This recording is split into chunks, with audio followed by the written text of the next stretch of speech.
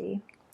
At the heart of the debate was the question whether the playwright Pierre Corneille's Le Cid had unacceptably transgressed the rules of theater, particularly that of bienséance mentioned earlier, meaning conforming one's work to the attitude and the behaviors and the morality of the public in question, and whether this play instigated moral decay in its viewers through its depiction of a woman in love with her father's killer. For those of you who haven't read Le Cid or seen the movie, and I do recommend, there was a Charlton Heston and Sophia Loren version quite a few years back now. There is a young couple, Rodrigue and Chimène, who are in love and they plan to marry. Their fathers, however, get into an argument, and Rodrigue is compelled to avenge the honor of his father by challenging Chimène's father to a fight. And he knows he will win, but at the same time, he knows by winning he will lose the affection of his beloved.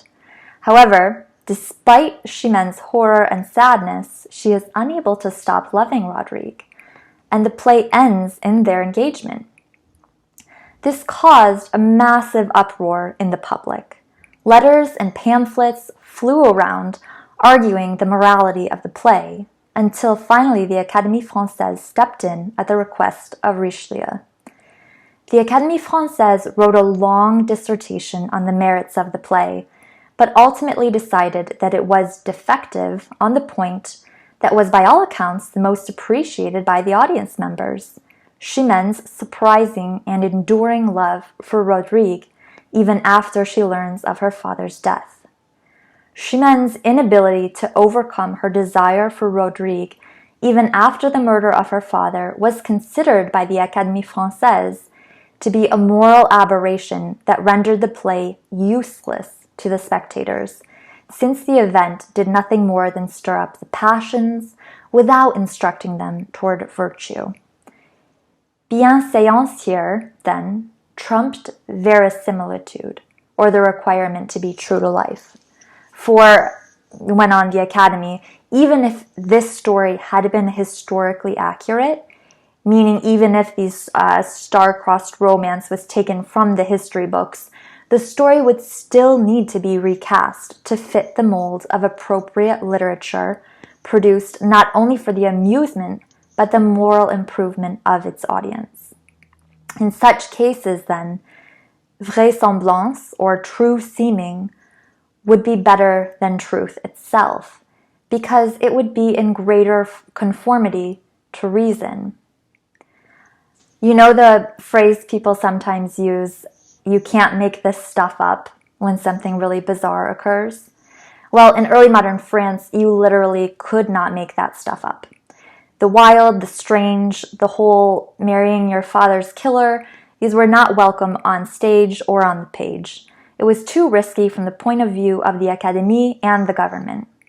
Thus, fabrication trumped fidelity when the latter risked disrupting the passions without simultaneously shepherding them in the direction of virtue. The uneasiness seated in the moral fabric of society by an unpunished immoral act necessitated the intervention of the Académie Française, which firmly came down on the side of respect for bienséance. Moral faults thus denoted aesthetic flaw. But what would have been a proper ending to Corneille's play? One that would be raisonnable, or in conformity with reason. Reason, in this case, connoted honor, which in the 17th century meant the respect for and perpetuation of social hierarchies and the particular activities that distinguish them. The Académie Française claimed that in order for Corneille's play to be raisonnable, reasonable, Chimène could have continued to love Rodrigue. Indeed, she should have continued to love him, and even to heighten the price she put on her honor, but that her obedience as a daughter must have ultimately prevailed over her role as a lover. As a quick aside, this is Corneille's most famous play, and the most famous play from the 17th century. And we might see in it here the beginnings of French melodrama. For despite the reprimands of the Académie Française, love and passion continue to grow in importance on the French stage, and especially in romance novels. Our own Abbé Dubos lamented this. He considered the scenes of passionate romance just a passing phase in French taste, and that the French would be mocked for it in generations to come.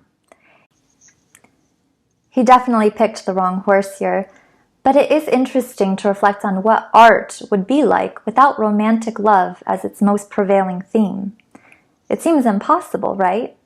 Or is that just our taste?